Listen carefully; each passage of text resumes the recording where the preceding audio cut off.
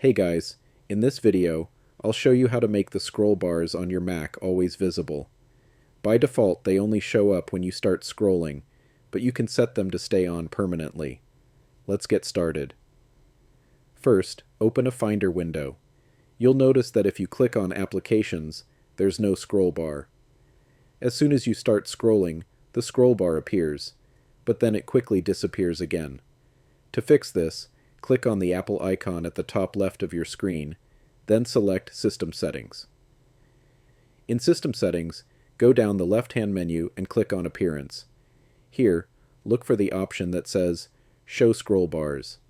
By default, it's usually set to automatically based on mouse or trackpad. To make the scroll bars always visible, change this setting to Always.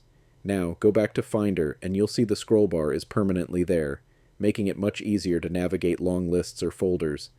And that's it. Just switch it to Always, and you're good to go.